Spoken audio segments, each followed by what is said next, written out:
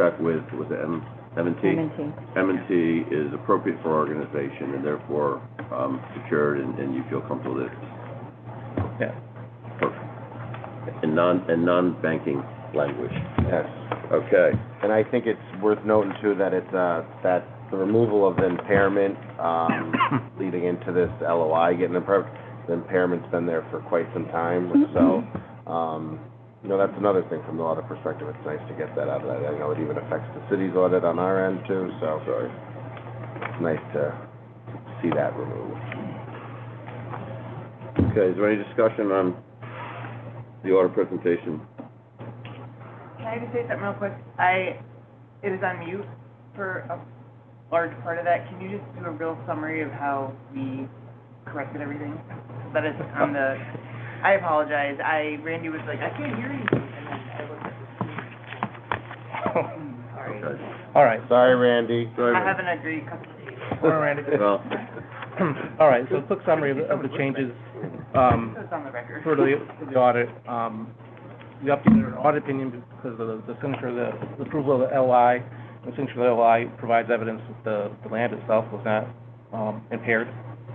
There wasn't other than temporary impairment on the land, which allows us to remove the qualification that was on there in prior years. And the second draft finding that we had got alleviated once we were able to investigate the investment contract to ensure that it was adequately secured and it met the requirements of the public authority law. So that was the updates to the audit. So you'll end up with an unmodified opinion on the financial statements and only the one finding related to the significant journal entries that are required during the audit. is there any further discussion points on what's presented? We have a motion to accept as presented. Motion? We have a second? Second. Okay, all in favor? Aye. Aye. Any abstained? So moved. Make a motion to adjourn the Troy LDC Audit and Finance Committee at 9:14 a.m. Do you have a motion? Motion. Second? So carried. All right, thank you, everyone. All right, moving on to the Troy LDC Special Board Meeting, May 1st, 2026 at 9:14 a.m. First item on the agenda is our minutes from the April 17th.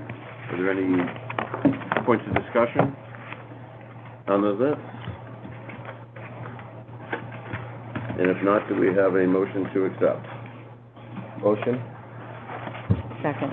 Okay, all in favor? Aye. Aye. So carried. Annual resolution. Yeah. Sure. Yeah, from the 17th, you may recall that two specific sections of the annual meeting resolution were tabled, primarily the annual audit, as we were working through with Wojcicki and Company. And the investment and property disposition policies were also tabled because as part of the prior draft finding 02, there were questions on the investment policy and collateralization. Since that time, we've worked with Wojcicki as the audit committee just reviewed to eliminate one major finding and bring the annual audits for the prior 2 years to unqualified, which is a great bit of progress. The investment policy of the LDC, which was last touched, I believe, in 2007 or 8, and in full disclosure, was largely just a copy-paste from the IDAs. Different kind of corporation, different kind of board, different kind of business profile.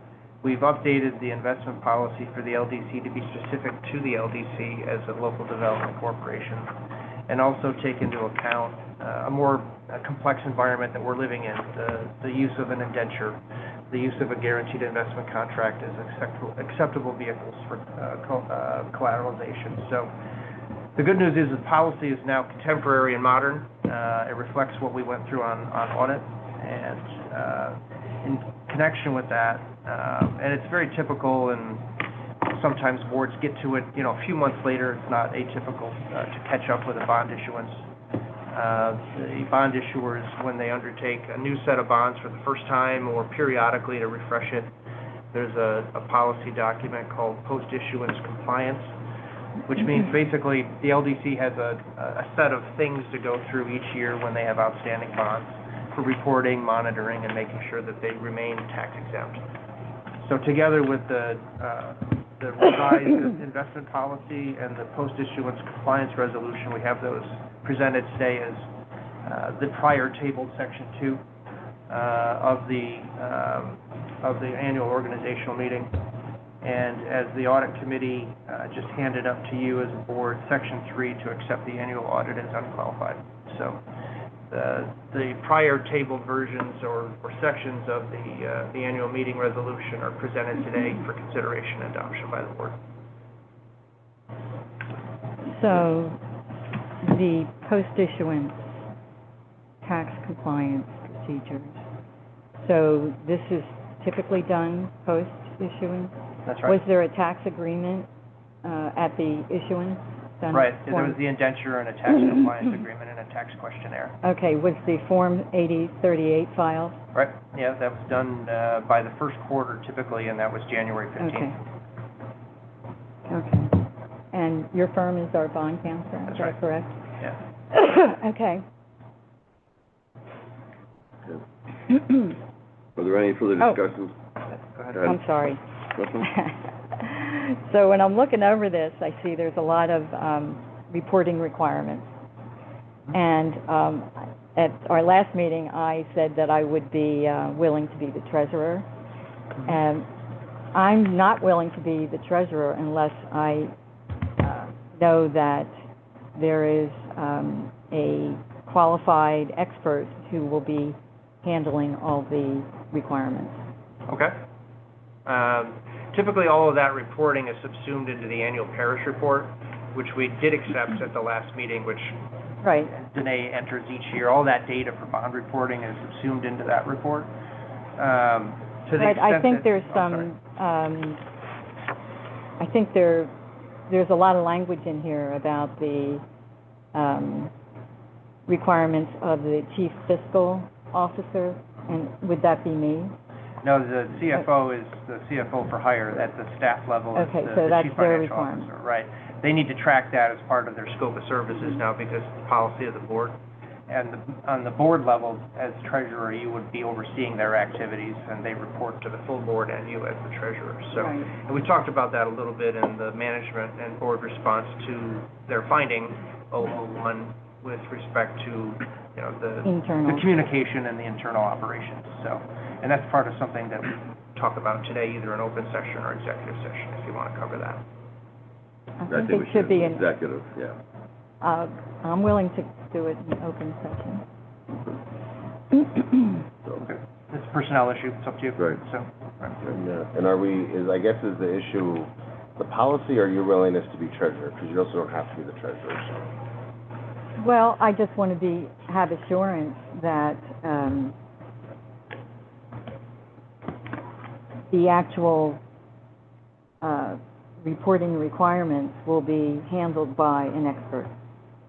It's the And internal I can- controls, yeah. makes sense. Yes, Right, so right. that's where I'm coming from. Right. So if you remember, that's what we talked about at the last meeting with when you're executive, so Yes, that, you know, I do again, recall that. you and I were not in the, you know, so again, we do want to get, I want to get up to speed as well as I you do. do, on the, you know, on the communication that we set forth that Right. should be taken. So,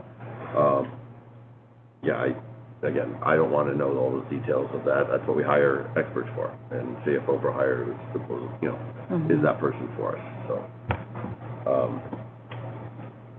And we okay, have so internal controls in place we- to assure that they get all the information they need. Right, so the parent, well, I guess Justin will speak for probably more better, Lee than I, but, you know, we have internal reporting that goes to CFO.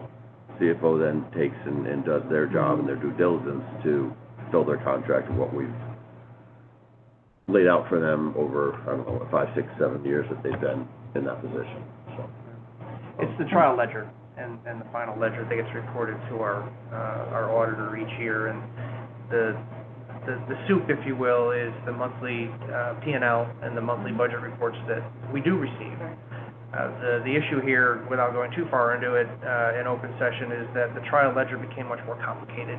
And you made a note of it as a new board member, that the bonds were issued in December and it traveled through January and February, and the data and the balances that were reported to our auditors when they do their work in February, so we're timely in March, weren't where everybody wanted them to be, and that's what triggered the findings. So what we're doing at this point is discussing remedies and how best to make sure that the quarterly and then annual reporting and trial balances are accurate, so they can come in and their job is easy. And so we're trying to come up with the best way to set up those internal controls. So we haven't done that yet?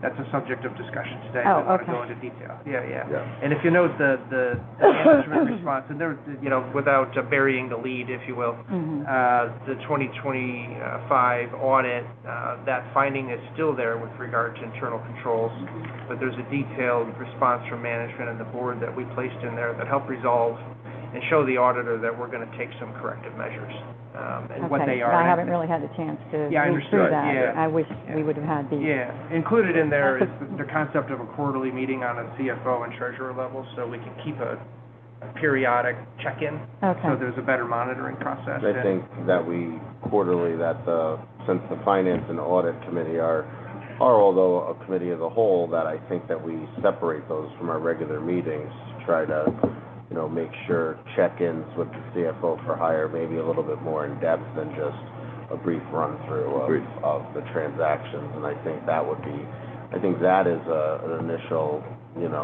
internal control that can be instituted that would be very helpful. So if we see red flags arise, kind of like, they did a little bit pretty immediate leading into the audit, we can start having those discussions before we actually get into the audit, make necessary corrections.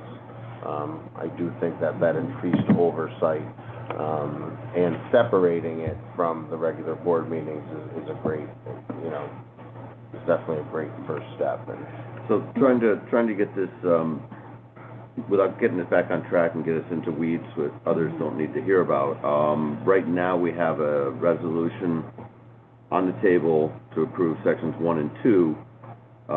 I'm going to recommend that we address these other issues that were just brought up about the treasurer and the CFO. I'll hire later in the meeting, and we had after the King Fuels redevelopment, we'll get into that. Sure. So again, fine with me. trying to get people, moving here that don't need to sit here and listen. A regimented So, Get it. looking for a motion to accept the annual resolution, sections 2 and 3, as presented. Motion. Second. Okay, all in favor? Aye. Do you want to jump into King Fuels and do the small business grant leader, or? Yeah, or can we, I do have two. You don't have to change anything around for us. I mean, I was just kidding when I made that. I know. Yeah. Yeah. We'll start charging you soon. Yeah. Well, I mean, as for-profit, I understand that we're sitting here and go, I do have two brief things to try to bring. I don't know if we want to jump into King Fuels first and get that done, and then I do have two things to bring to the board that I'd like to take action on.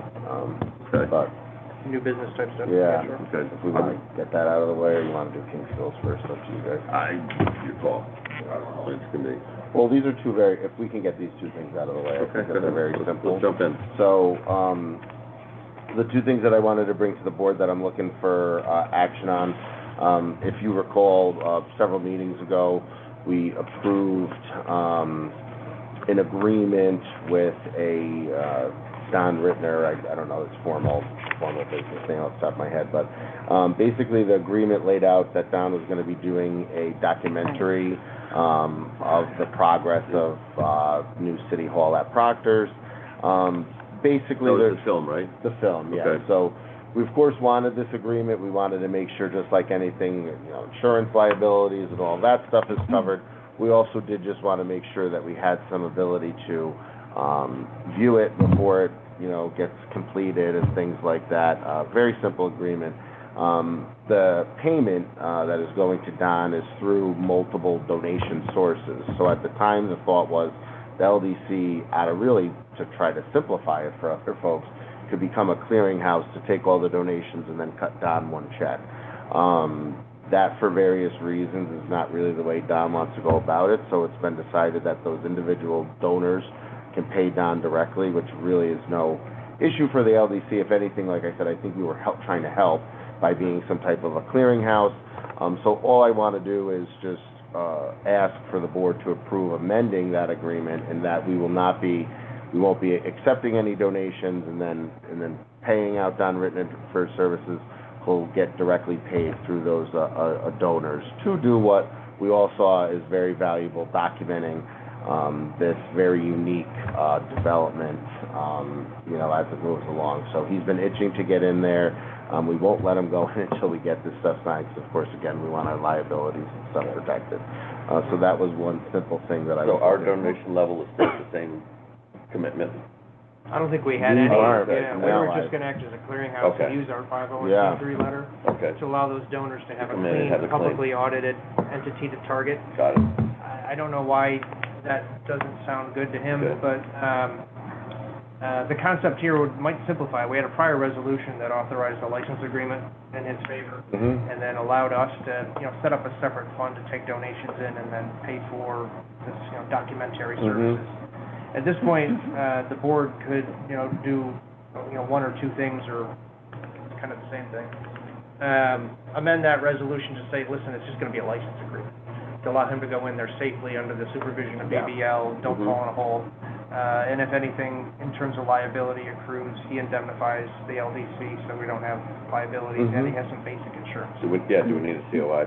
I think we need a Yeah. COI Oh, of course, listing us yeah. as additional insured. Yeah, or there may be Listing a us way as an to additional insured. make it super insured, simple. right. We already have a construction contract, a GMP with BBL. They have occupancy of the building during construction. They already insure us. Is he just an agent of theirs? Mhm. And leave it be, That's but- cleaner. It might be simpler. We don't have to sign anything Right. in particular, and if a problem occurs, it's BBL's.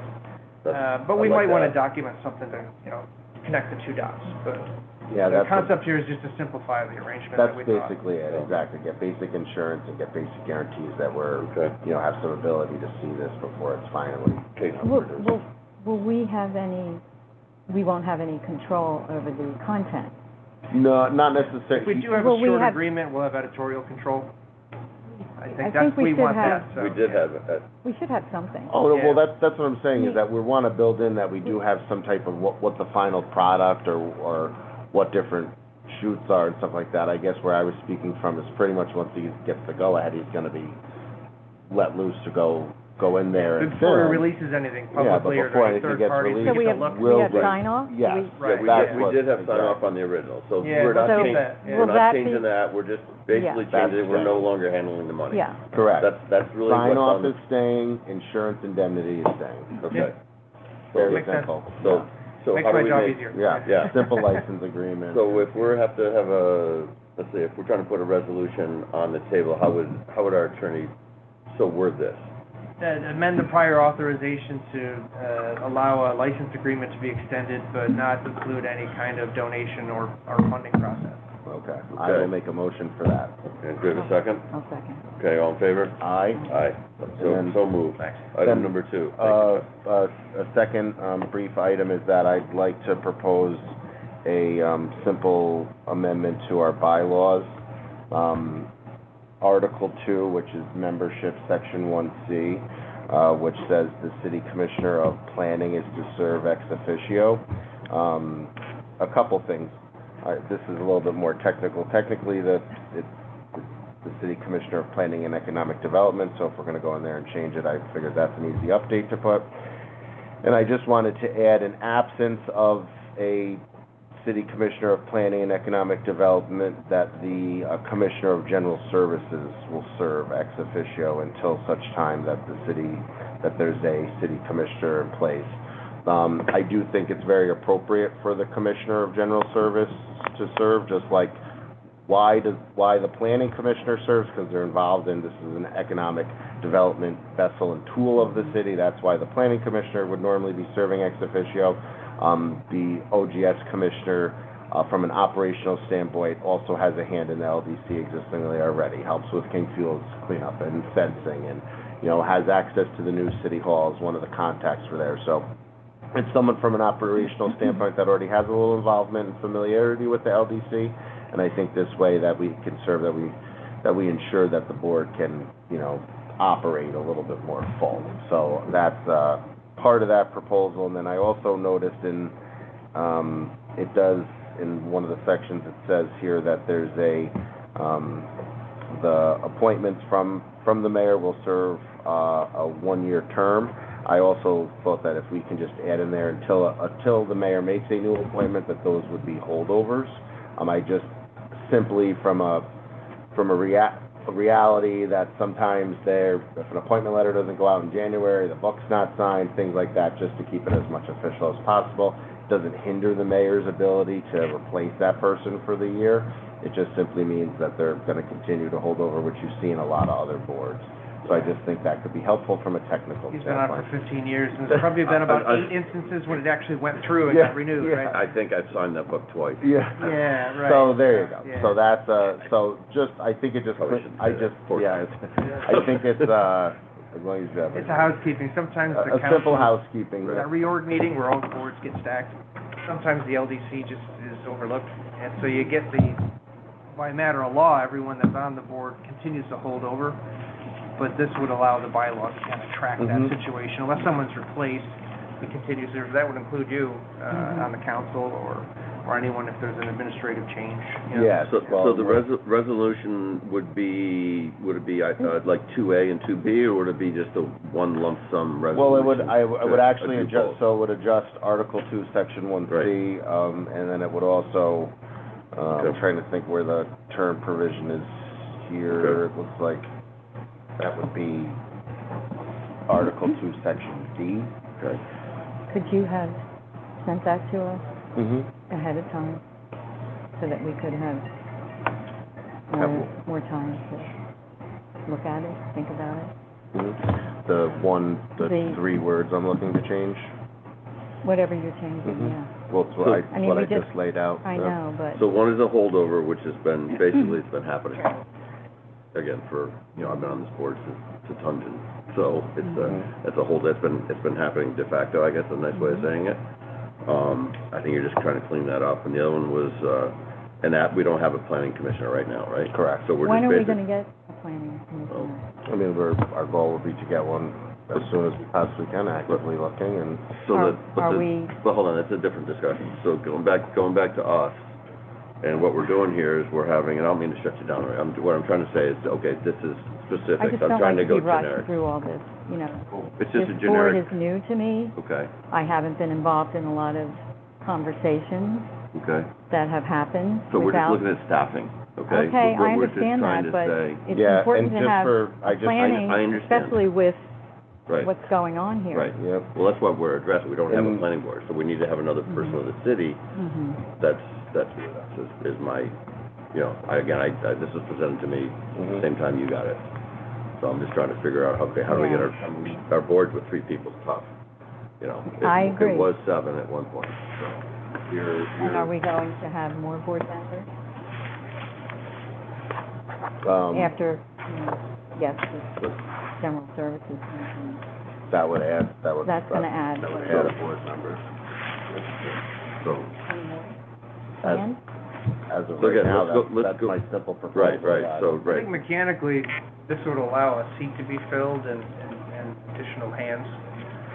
While the Commissioner of Planning and Economic Development is vacant, I think mechanically what would occur is, your Commissioner of General Services would sit in the chair and have a voice to help.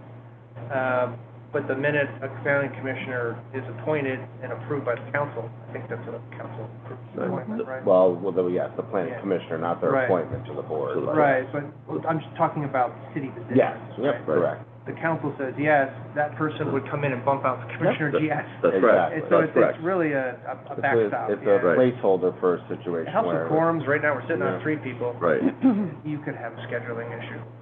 You could have a scheduling issue, and that hampers the ability It's really to address this, undertake kind of like business. you've all been on this board before too, that it's a position that sometimes does Right. to have a gap in it, you know what I mean? Although it's not ideal for everybody, but, so Right. it just addresses that. You're replacing it with another city council confirmed mayoral appointed city position that Right. has some involvement already with the organization. It's really So that's having why it makes optics on sense. internal city operations, Mhm. because this board is a supporting organization. Yeah. And having a gap, I mean, you're here as the deputy mayor, but you're here as a member of the council, but having, the lack of optics inside city hall operations puts us at a disadvantage. Mm-hmm. Having the planning commissioner run the IDA, for example, helps the IDA understand who's in the planning board process and how the IDA might catch a project at the Mhm. radar screen. Exactly. This is the same thing here. Yeah. So Good.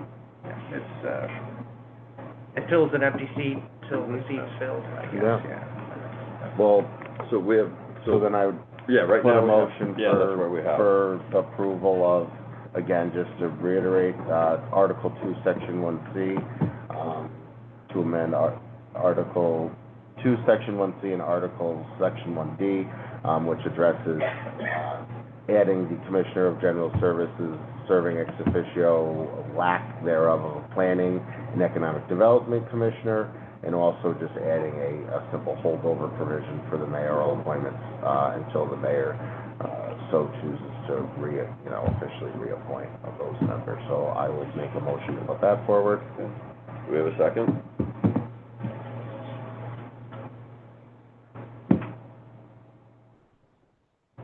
You like to say it? I Can you? can't. You, I can't as the chair. I think the chair can second. Okay. Can I? I don't think the chair You can can, put forward a yeah. motion, but Okay. the chair can second. Okay. So I'll second it. All in favor? Aye. Aye. Opposed? Okay. I'm opposed. Okay. So carried. Jumping on to, how do we want to do the small business grants? Do you want to do them en masse? We got an email on them yesterday, right? Yes. Can we just approve them en masse? Or do we Yeah, discuss so I them? mean, I can do, For now, it is on that table, sorry. Okay. and I can do a brief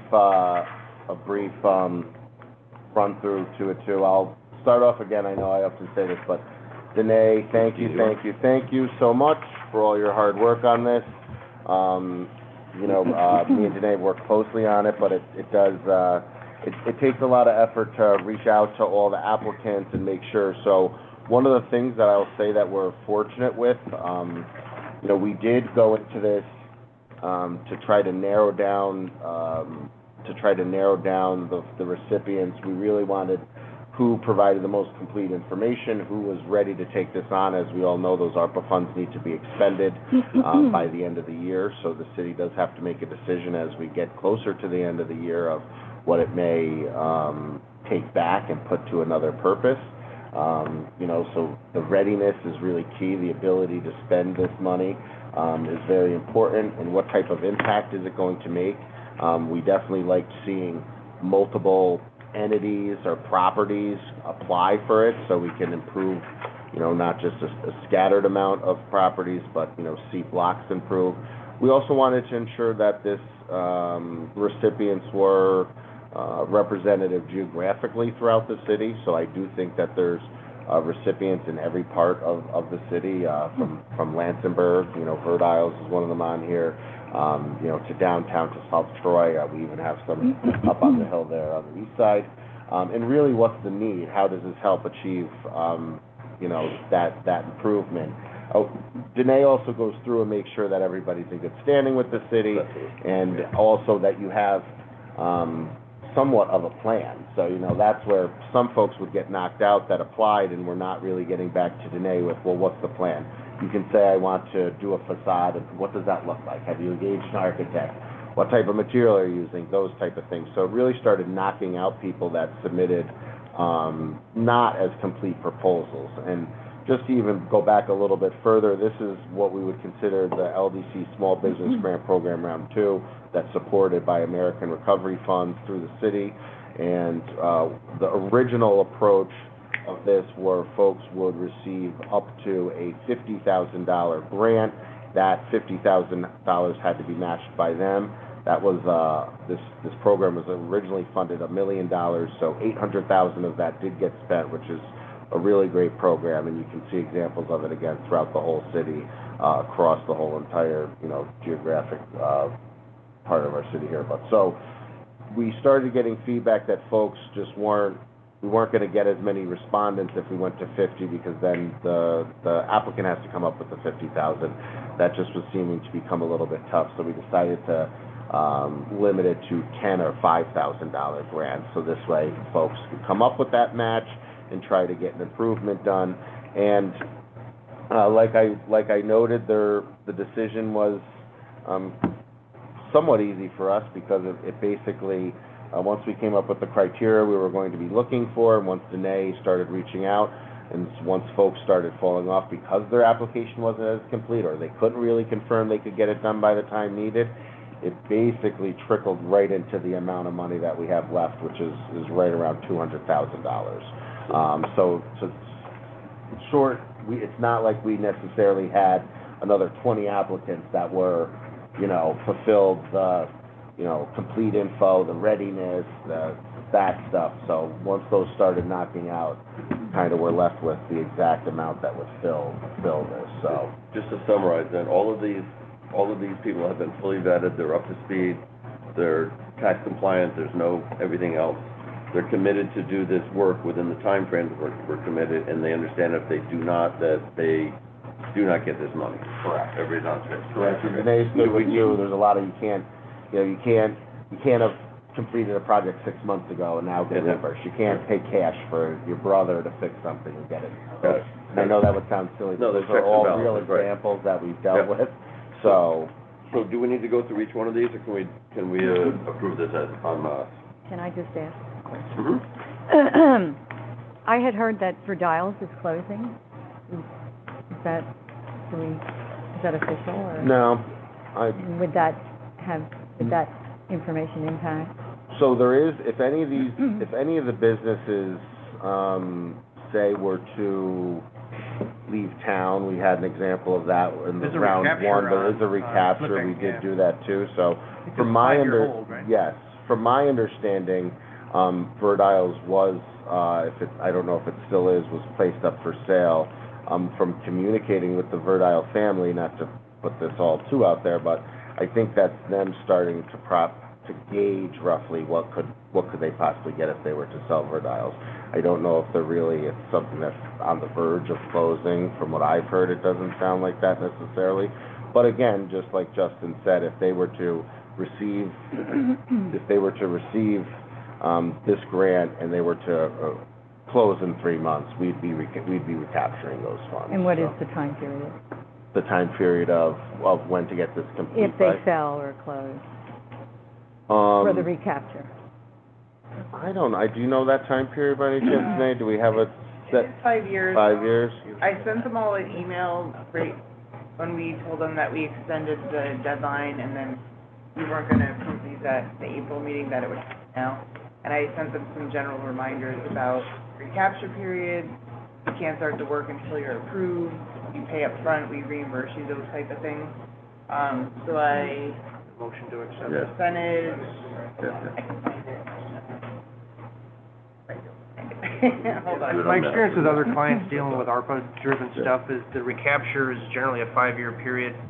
So for example, if a grant is given today, and they were to sell in a year, it's proportionally burned down. So in a year, it would be 4/5, and then 3/5. And so if they sell 5 years out, short of the 5-year anniversary, they'd be subject to like a 20% recapture, and that's up to Danae and the administrators to monitor that and see if anyone sells the equipment or sells the building, whatever the investment went into. What if they sell to another similar restaurant? It'd be up to us, I think, the board, to waive, a recapture as long as someone's gonna comply. Yeah, to give a little background on this more, Noreen, this can also support some equipment or interior kind of improvements as well. So for example, in the first round of it, a business did do certain improvements on the inside that were not fixed really to the building.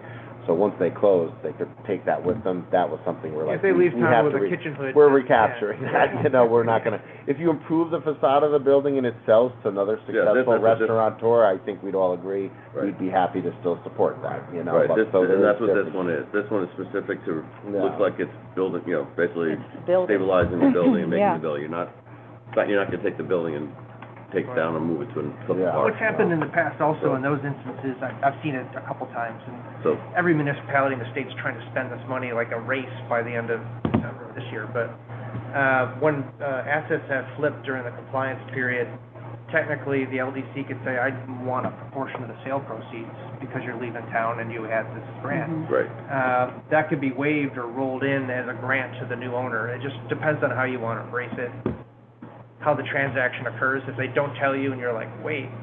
right. Or if they Okay, come and so say, we'll- listen, I'm selling, would you be willing to support the new owner, and if they're coming to us for other help? So we would monitor that Right, yeah. as, Technically, you gotta look at, sometimes you look at the assessor and you look at the finance office, and as a deed changed hands, you might not know, right? mhm. In that instance, you might embrace it a little differently than someone coming and say, hey, listen, I've got a great buyer. And who does that, And the that's- monitoring? That sort of Is that your dovetails job? back to the last thing we had, where you have someone from inside the city that's looking at this, that gives us more bandwidth. That's Yeah. the- No, So yeah, that's where it all sort of dovetails together, so. Building permits will So- trigger that, or COs. Yeah. Mhm. All right. So- And they're all pretty aware of that fact, that if they leave or close, they'll have to pay something back, so the two that it happened with, they were really good about reaching out, and they're like, just wanted to let you know, this is changing, and then kind of worked with them to figure out what we should actually recapture from them, or what was an improvement to the building, so we Okay. capture that, yeah. So, okay, so I'd like to look for a motion to accept the small business improvement grant per this spreadsheet. I'm not gonna list how many people are on it, I will as make, presented, like, thank you. I'll make a motion. Okay, Second. second, all in favor? Aye. So If moved, I, yeah. well, you, so moved. So moved, Just yep. really more of a note, Danae, can we, once you compile the stuff that you normally do from the meetings, can you just send me a record of this getting approved, that I just wanna update the city's ARPA file for audit, that the board approved this? Yeah, you want me to put it on the other spreadsheet, or? Yeah, cool, thank you. Yeah. Okay. Next on the agenda is the King Phillips redevelopment LOI. Who'd like to take lead on that? Chuck? Yeah. I figured. Thank you, guys. Brought some stuff here. Yeah, thank you. Yeah. Thank you. Before, Chuck starts his, presentation, thank you, Chuck and Tyler. I just have to say, this is, really exciting to take this step. This is something that's been talked about now for many years. I know different iterations of this have been getting discussed. It was one of my first or second meetings, I think, before even actually becoming deputy mayor, talking about this project. So now to see it, everything that I know Chuck and Tyler will explain and lay out, but this has a huge implication to industrial development along our river, opening up the future of housing and other commercial development on the northern end of our river, eventually getting the salt pile moved to an enclosure off its current location. So this is really a lot of trains on multiple tracks at the same time, let's say. And you know, again, that's really realizing the full potential of our river. We always talk about the Hudson River as such a gem, of course, but we have an extra, the fact that we have, 7 to 9 miles of it, that we have industrial zones, and we have areas that we can see housing go up. This is the first step to fulfilling all of that vision. So it's really exciting, and I just want to thank everybody for their hard work on this. I know it's been a lot of back and forth for a couple of years. So thank you, Justin. Thank you, Chuck. Thank you, Tyler. But, I look forward to your presentation, and this is really exciting for our city. I'm glad the LDC is involved. Yeah, no, thank you. So, as Seamus just said, long history on this property with trying to come up with a larger master planning. And, outside of these maps, should have printed one, but, this largely does impact the northern area up where the salt pile exists today. So, up at that location, American Rock Salt has the space leased to Troy Materials Group, or leased from the Troy Materials Group, where they store a lot of their municipal salt contracts that go out to all the municipalities to salt the roads and provide safety materials for the snow seasons, winter seasons. And it's obviously a logistics hub to the Fane companies, C.D. Perry and others. which are a big component in public works contracts. So a lot of aggregates come out of there. One really cool project that they're working on is supplying jetty rock to floodways and flood control down to New York City with the rising sea levels and everything else that they're working on down there with Army Corps and other agencies. So really cool economic development hub for Troy, and a lot of other local municipalities. What we're proposing here under the LOI is, the option of purchasing the properties and doing due diligence on them in a collective relationship with the LDC. And I first will start with this map and show you folks at least the general first phase of that effort, and what we're calling the northern assemblage. So on this map, I've showed the 2 tax parcels labeled Troy Materials Group, TMG. Those are the parcels that are owned by the Troy Materials Group now. Then there's the other 3 colors adjacent to those parcels, which are just north of the Wine and Skill, which are the first assemblage under the option agreement. And what we're looking at doing in the initial phase of this is, yes, the red one, the blue one, and the green one. So is this, That's the Sperry warehouse. so all of this is 16 acres, Yes. the King's Fuel? It's about 16 acres with the Troy Materials Group properties as well. And where's the Troy Materials Group?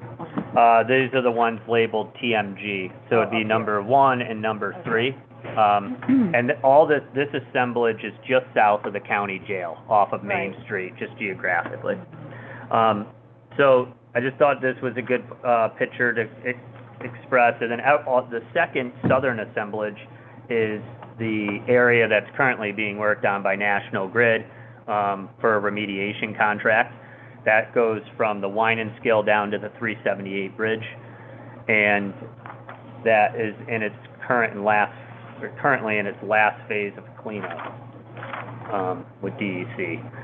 So then we'll flip over to this map, which is more of a master plan that we started with, and this is obviously Hold on, real quick. Yep. So if you see down here, on this next page. The legend. Okay, the legend that corresponds with these 3 spots up there. Picks up those tax It picks up tax parcels. Okay, Okay, thank you. sure. You'll have to go for a little bike trip down there. Yeah, I'm told I shouldn't take my bike down there. You can. The road is not You might have to very, walk very, back. yeah.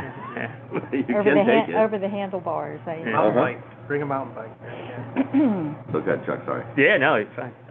So this is just a master plan effort that shows the potential of the property. This is, as Seamus discussed, and working with Justin and everybody here, this is like a live document, fluid document over the course of time. There probably will be more changes, but what we're looking to do is work collectively with you folks under this option period to plan this property and look at the feasibility of different things with engineering and environmental reporting. This layout kind of gives you an understanding of the potential down there. One of the major items is the relocation of the salt operation out of the northern area that I discussed earlier down to this location in an effort to bring some of those industrial uses that are up in that northern area of Troy and bringing it down to the South Burden district where it's zoned properly. Essentially, it fits the comprehensive plan almost perfectly. Perfectly, yeah. So the comprehensive plan and the zone changes that went alongside that took that northern area of property and changed it to waterfront mixed use, I believe is the zoning. And what this is the grand scheme of the master planning is to try to relocate as many industrial operations south into this area, and that would allow open property to be open for residential redevelopment as well in the northern area. So this is the first step of that greater master planning. It's working collectively on this, getting this property in a shovel-ready status for these developments.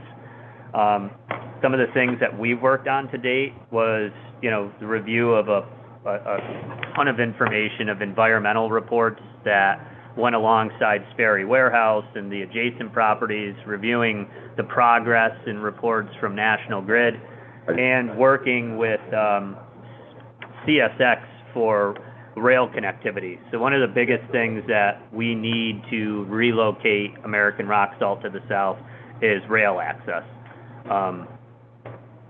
The rail access that serves American rock salt right now would be largely cut off by a connecting road that was recently built in 2 phases, that started down by the county jail, went past C.D. Perry in phase 1, and then it went from C.D. Perry past the Lenny to the salt pile where it sits today.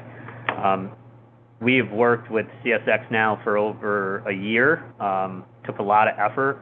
We've gotten some local buy-in from their stakeholders and with their engineering groups, and largely this has been approved all the way down to Jacksonville, North Carolina, or Jacksonville, Florida, for the design intent of it. So the current intent right now is showing a rail siding design that is in place of where the Sperry Warehouse is, which comes into why we've looked into due diligence of removing the Sperry Warehouse with the asbestos abatement and demolition and cleaning up that property to be shovel-ready for rail siding in those operations. Outside of that, you know, we believe this is a awesome development. That property, over the, you know, talking to some of the members on this board, they've been working on this property for, 20 years. It's got a long history of being a blighted problem for Troy.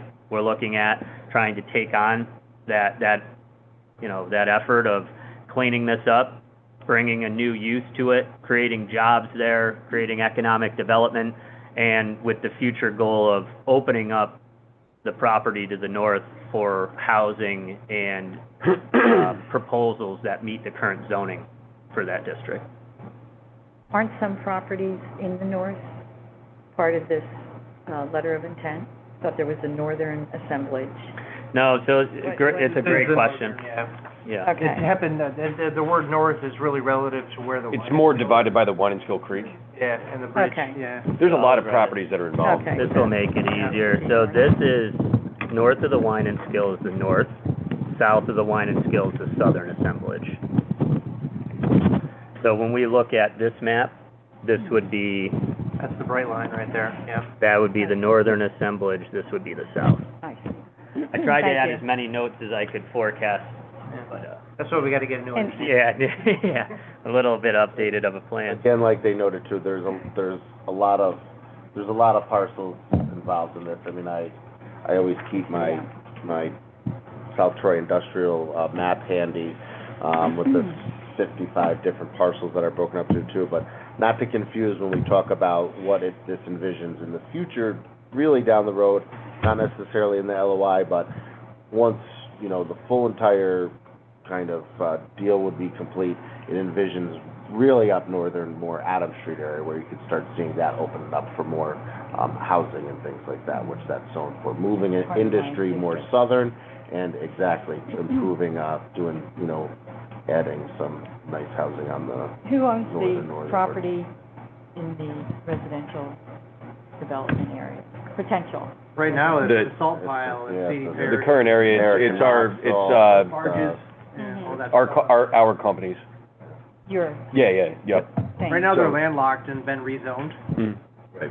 So if you look at a generational perspective and the code changes that the city adopted in the last few years, this is the beginning of the chess pieces moving around in the city to retain an industrial zone that's being redeveloped here, and that'll open up the current industrial that has been zoned out. Right now, they're pre-existing non-conforming, right? Yeah. Yeah, so we, If they were to sell, you can't have that salt pile there, or those barges, or that industry that is job-driven in Troy.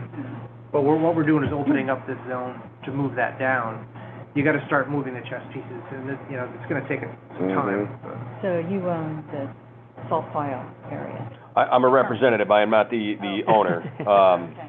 but, So but that yes. will open up So your the goal, ownership to development. yes, so the goal would be, you know, to open that area up to some type of development. You know, we can have our operating companies operate on the southern, the northern southern assemblages, and I believe Chuck was calling the Burden District at one point. Yeah. Which is just the district as it's expressed in the comp plan. And there's a lot that's got to go into that too, is that's detailed in the LOI. You know, a lot of infrastructure that has to take place there that doesn't currently exist at King Fuels. But, you know, the way that we have this broken up is the most digestible way to attack this in a step-by-step way, especially with so many properties involved. This does also, another thing to be clear too, that this satisfies, the city entered into a settlement agreement with American Rock Salt that was, you know, signed by the mayor, approved by the city council, that also, you know, has a couple components to it, but the core of it is to see the salt pile move as well. And there was some concessions on the city end, again, to address the rail needs at the time and a couple different things. So this also helps satisfy that agreement as well. Yeah, and to your point Get us earlier to the that you point just of made, satisfying it does open the north up for development. And if I would steer you to the comp plan does a great job of explaining that general area. I believe it's available online, right? Yeah. I think it's actually probably on the website. planning, probably on the planning, right, Danae, on the planning. It's pretty extensive. It's like 1,000-something pages. But it's what's unique about it is, Yeah. most times the development doesn't meet the, you know, every intent of the comp plan, but in this case, you look at what our efforts are on moving those industrial operations, as Justin said, from north to south, and then the opening of the northern assemblage for redevelopment to the current zoning standards and everything. And then you look at what the comp plan says about the adjacent neighborhood, you know, waterfront redevelopment, and a lot of the studies that these cities do is these industrial uses largely cut off the access to the river, which blights the neighborhoods behind. So, you know, there's a larger impact on a planning end to make connection. Make connection for those neighborhoods back to the waterfront and add new construction, new investment along the waterfront that meets the residential standards of the district and the adjacent neighborhood. In our current operations where we're grandfathered in, the southern and northern assemblage is zoned industrial. Right. Going just That can change, though. No. No. Well, theoretically, the council could rezone something in the That's future, right? Correct. But in practical terms, the fact that National Grid and all the environmental conditions down here, you're never gonna have anything other than maybe light commercial would be the closest thing to residential. I believe it's being remediated to industrial I've seen standard. that change. You're not gonna in have, Brooklyn, they call it dirt eating children. there's a You're not gonna have any Superfund site. playgrounds here, right? Right. They've built them. Yeah. Built swing sets. Right. Like I said, I have seen that happen. Yeah, no, I mean, Hey, guys, just in general, real quick, so the thought, and again, I'm getting the historical side. The thought was to take Little Italy, go through Washington Park area and try to extend that nice geographical area. I lived there. Well, you know exactly, so they're trying to bring that over to the river. That was what this concept was, you know, 20 years ago, 25 years ago, when I got involved, and that was what our thought was, and that's, No, so the it's whole a- thing is we had to move that to move it down. So I'm that- all in favor of that. Yeah, You that's- know, as that long was- I worked on Atlantic sound Yards. I development. understand how these things happen and can go Yeah. residential. Right. That's more a And- century than a generation, Well, right? Right. no, Right. the Gowanus Canal, they're developing that area. Well, I Okay. do, I If mean, you want to just- zone out a salt pile that we've moved after 25 years, then. Yeah. Well, I'm just That's one saying way to it look at can yeah. change, and I guess I'm concerned that this is valuable waterfront property. And eventually, you know. That is owned by people that are at the table here. No, I'm talking about the Kings. Oh, too. Well, again, It's it's, still, They own a third of it right now. Yeah. Well, I Right. think if we do make the point that as much as everything you see develop a lot, talk about, yeah, I think it would be, whether it could be done, whether what can be done and the reality of it be done are probably two different things. Also, I think that, like leading into what I said earlier, one of the benefits of having the amount of mileage we have of waterfront is not necessarily that all of it has to be developed and all of it has to be housing. I think that we're very fortunate here in Troy to have a bit of industry.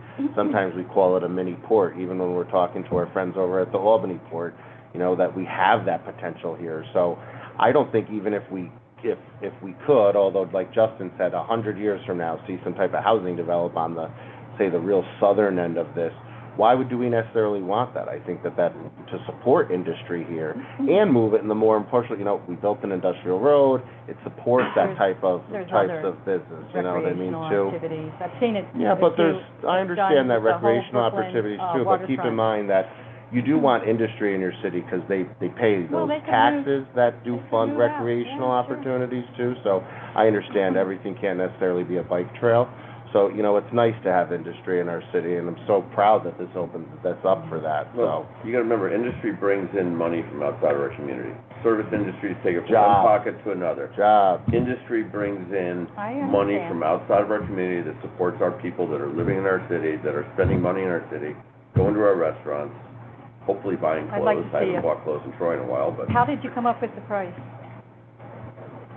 there was a, I can provide some background. there was a multiple, I do think, if I may, if we're gonna start getting into Assessment? it. Yeah, no, it takes a lot to I get up do. to speed I on it. haven't been privy to any. No, I totally understand.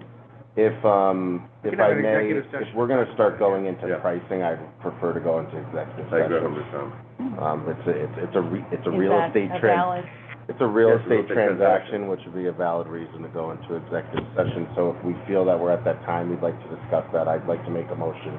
Well, to go are there any into- questions that you would have for them prior to For you us guys? going into? You can be Yeah. invited in and then asked to go out if Okay. you want to talk to Trey. Yeah, if there's anything that we haven't addressed, we'll be more than happy to do that. Okay, well, we'll do that when we invite them in.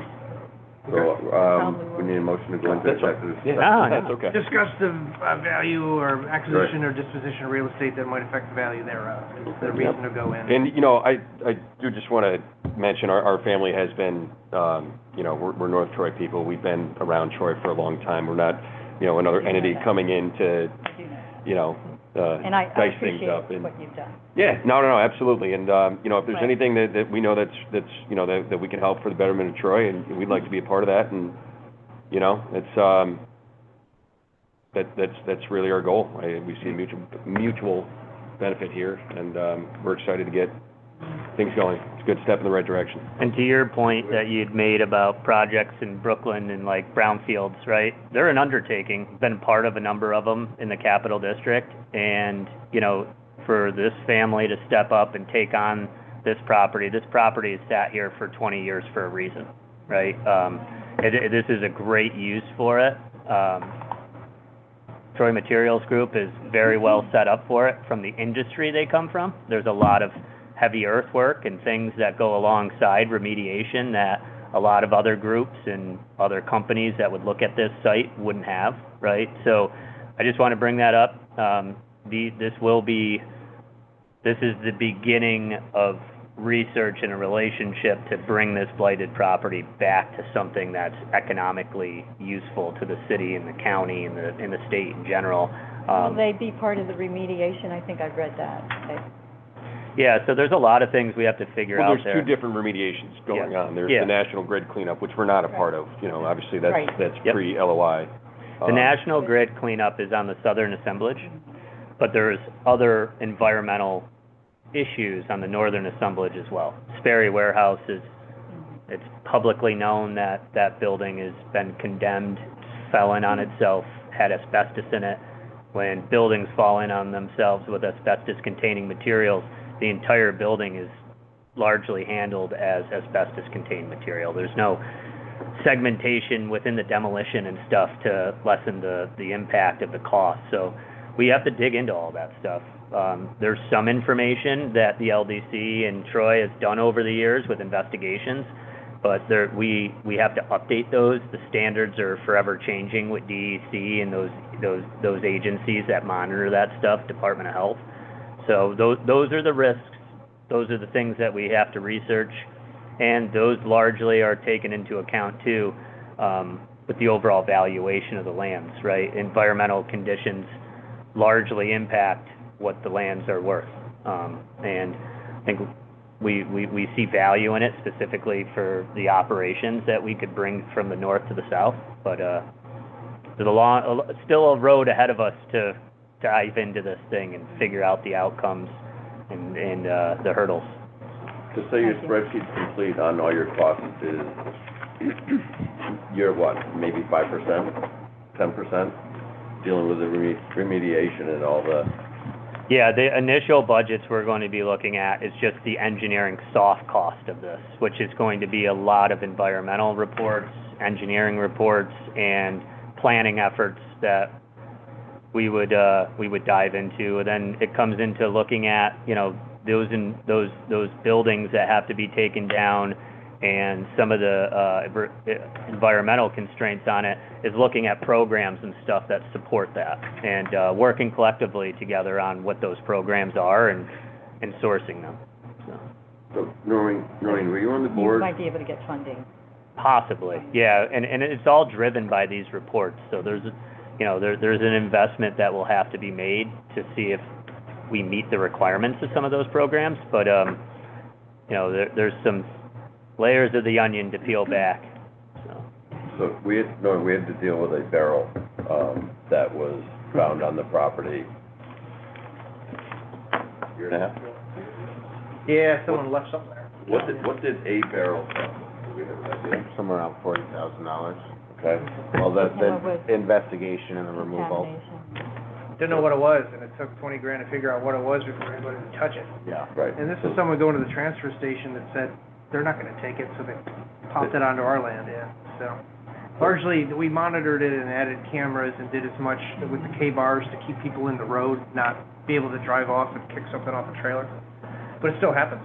So I guess my point is just real numbers that affected us was 40,000 for a barrel that came, rolled off the back of somebody's truck. So these guys are basically, there are some wild, The LDC unknowns. spent $500,000 on asbestos contamination on the property. Correct. Actually borrowed $215,000 from the CRC, which, we have a member of the CRC here, so the LDC has begged, borrowed, and stealed, and like duct taped and glued and like MacGyver to get this thing ready for where it is right now, in addition to borrowing $2 million in 2007 that is being paid off this August. So all these things are kind of converging at a point now where industry's ready. We're finally ready with a severely impaired bunch of properties, so we're kind of at a point now where it's taken a long time, but it's, the stars are somewhat aligning, which is nice. And we can go into the valuations and why we got to break price and how we got to where we are, and all that's articulated in the LOI. But we can talk more specifically on appraisals and the LOI, if someone wants to make a motion to talk about real estate valuation. I'll make a motion to go into executive session to discuss real estate transaction. Okay. So moved. So, thank you, everybody. If we want to, we'll just discuss with the board.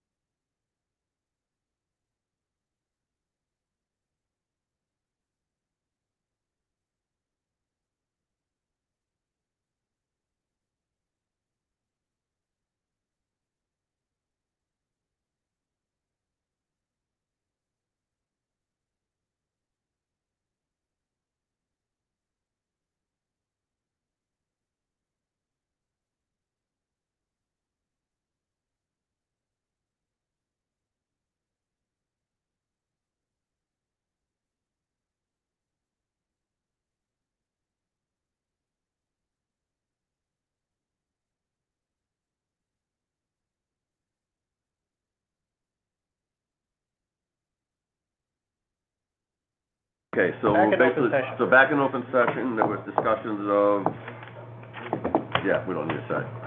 Okay. Consideration of real estate. There you go, consideration of real estate and employment issues.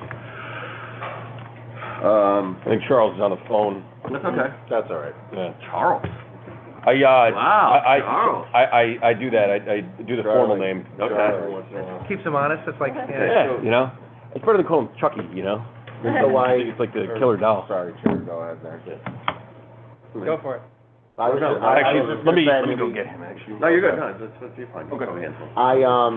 Yeah, so we had a very thorough discussion about, this transaction, executive session. You know, obviously the developer also provided a thorough presentation, which we really appreciate. Unless there's, Is there any discussion Unless on? there's any Further other- discussion on the Do we need to have proposed further, LOI? yeah, is there any further discussion regarding your? No, I just wanted to say that there's a date of April 1st, that I think on the, in the letter maybe, or in the front page, that for developing in LDC, I believe. That was in the red line. I think we have a June one. Let me see. Okay. I'm gonna double check. I know do it was recall. in mine. yeah, actually, Well, the letter of intent is a non-binding, but it's a movable, it's a working document is the way I understand the LOI. Oh, yeah, gotcha. exactly, and it was, Okay. the LOI, we wanted to bring it to the board, although not necessary, but to open up the discussion and of all this transaction as we move forward and lead into the LDA. Okay. Oh, no, that's okay. So, ready, I'm gonna make it June 30th so we don't kill Right. ourselves. June 30th, okay. May I, Yeah, make a there- motion to vote on the Absolutely. LOI? We have a motion to accept the LOI as amended. Make a motion to, yeah, and there's the September 30th date, just to double check that. We caught that, yeah. Too, but thank you. Thank you. So, I'll make a motion. is there a second? I'll make a second. All in favor? Aye. Aye. Any opposed? Opposed. Okay, so noted. Okay, I believe that's our last item on their agenda. Looking for a motion for adjournment. I'll motion. Second. All in favor, aye? So Aye. moved. All right. Okay. Do Thank we you.